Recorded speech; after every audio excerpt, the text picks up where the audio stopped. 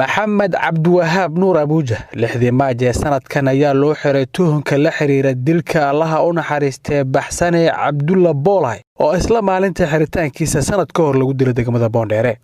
19 Abriil ayaa la abuuray dareen xirfadaysan oo u muuqaal eg dulmi ku tumasho reer ama shakhsi aan ku tiirsaneyn tun qabiil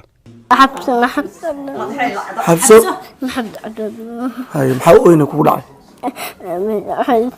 يا هي وحيد ابو مسا waxay sii dhashay in maalintii xigtay ee bahda warbaahinta banaanka barxadda hooyooyinka ay isugu yimaadaan iyagoo saaxiibkood u dalbaya cadaalad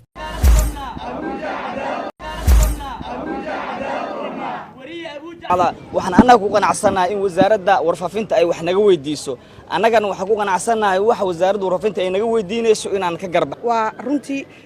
abuuja malahan xildhibaan malahan qabiil annaga qabiil u ah annaga xildhibaan u ah waxaan ka wasaaradda warfaafinta oo ah meesha u xigta dawladda ayaa weydiisay sababta hay'adaha amniga u xirteen wariye abuuja waxaana bogga wasaaradda lagu daabacay in abuuja yahay tuhunsana cadaalad suga ah maalin kadib banaanbixii wariyeyaasha ururada saxafiyiinta ayaa wixii xilligaasi ka dambeeyay isku howlay faafidda warar ku suntan caburin cagajugleen iyo eedo kale oo xukuumadda madaxa u saareen waxayse qabeen xilligaasi in hanaanka cadaaladda ee la mariyo argagixisada uusan lahayn wax naxariisa iyo aragtiyo kale oo qalafsan sideedaba maxkamadda militariga ama maxkamadaha militariga gaar ahaan Soomaaliya waxaa jira fikir ay dadku qabaan oo ah in ay tahay meel cadaalad aysan ka jirin meel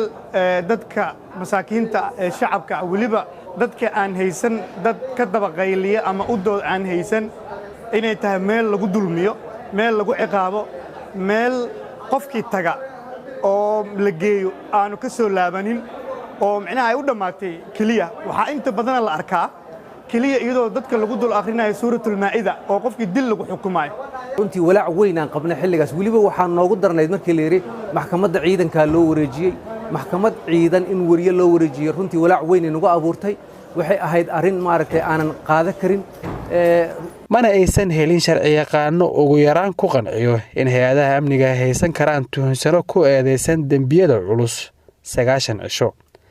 isla markaana ay ka dalban karaan garsoorka muddo intaas la siman oo uu garsooruhu siin karo isagoo oo ka eegaya danta cadaaladda sida uu tilmaamayo qodobka 47 ee xeerka habka ciqaabta Soomaaliyeed 7 Juun ee sanadkan ayay bilaabatay horgeyntiisa maxkamadeed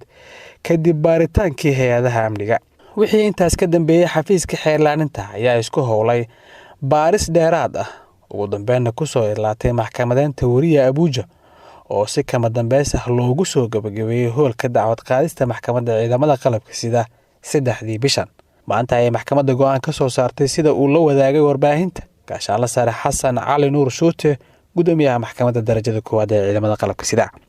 marka ay maxkamaddu dhageysatay markhaatiyaashii la hor keenay maxkamadda oo ka hor cadeyn waayay in eedeysane Maxamed Cabdiwahaab Nuur uu galay eedda loo jeediyay marka ay dhageysatay maxkamaddu gabagabada qareenada difaacayay eedeysane Maxamed Cabdiwahaab Nuur oo ahayd in xurriyadiisa loo celiyo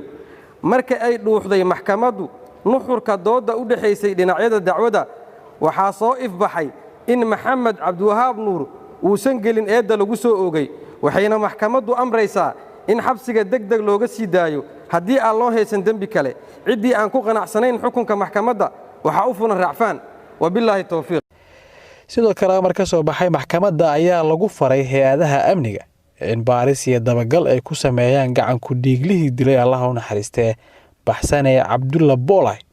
isla markaana ay hor keenaan cadaaladda maxkamaddu waxay amraysaa hay'adaha ammaanka in ay dabagal iyo baaris kala sameeyaan soona qabtaan dambi falihii rasmiga ahaa ee dilay marxuumad baxsane Cabdulla Boolay isla markaana ay hor keenaan cadaaladda si loo qaado tilaab ku haboon oo sharciga waafaqsan waa maasantii ururada warbaahinta madaxa bannaan oo ka hor fagaaraha cadaaladda ciidamada qabay walwal badan maanta waa ay uga duwanayd waxaan rabaa inaan ku daro maxkamadda militariga dad badan oo Soomaaliyeed waxay aaminsan yihiin inay tahay maxkamad aan cadaalad ahayn dad badan waxay aaminsan yihiin maxkamadda militarigu in qofka la geeyay aan dib loo soo celin laakiin waxaan maanta cadeynaynaa in arrintaas beenooday dhageysigii maxkamadda oo markii ugu horeysay dad shacab la ogolaado anigu aan goobjoog u ahay isniintii aan ka qayb galay sidii aan ka arkay kamaan filaynin in maxkamaddu sidaas ay u shaqayso waxay ficnaan lahayd haddii maxkamadaha kalena ay qaabkaas oo kale u shaqaynayaan abuuja maanta waa xur 5 bilood ayuu xirnaa waxaan ku faraxsannahay in maanta uu bannaanka joogo oo xur u yahay shaqadiisii saxafinimo uu dib u wadanayo waan ku faraxsannahay waxaana leenahay maxkamadaha kale ee gobolka banaadir iyo maxkamadaha la midka ee dalka ka shaqeeya waa inay cadaaladda maanta gudoomiye shuute maxkamadda ciidamada qalabka sida ay sameeyeen oo kale ay sameeyaan runtii aan isniintii aan ka qayb galay dhageysigii wuxuu ahay dhegeysi cajiib ah 4 saacadood ka badan socday cid kasta waxay rabtay sheegaysay gudoomiyuhu uu si wanaagsan u dhageysanayay waxaan leenahay marka dhammaan waxaan u mahad celinaynaa inta ka qayb qaadatay gaar ahaan markaan ku celcelinayna dad badan baa la lahaa shabaab baad garab siinaysaan shabaab baad leedii waxaan ninkaan duntiisaan naqaanaa maanta waxaan aqoonsanay wixii maxkamadda ay go'aankeeda ay soo saartay in ay la mid yihiin wixii shalay aan ka hadlaynay waxaan rajaynayaa in cadaaladdu ay shaqayn doonto maxkamadda militarigana si gaar ah ugu mahad celinaynaa shuute iyo tiimkiisa sida wanaagsan ee cadaaladda ay maaragtay u mariyeen wariye maxamed cabdiwahaab nuur abuuja oo dhinac taagan aabihiis ayaa mar kale la midoobay reerkiisa isaga oo xor ah waxaan kusoo koobay hadalkayga xuquuqii maanta iriday maxkamadda ciidamada qalabka sida Soomaaliya kaas oo u dhacay si cadaalad ah waxaan leeyahay aad u maasantiin marka cadaaladda sareyso maasantiin dadaal badan kadib waxaan gaarnay cadaalad maxkamadda ciidamada qalabka sidana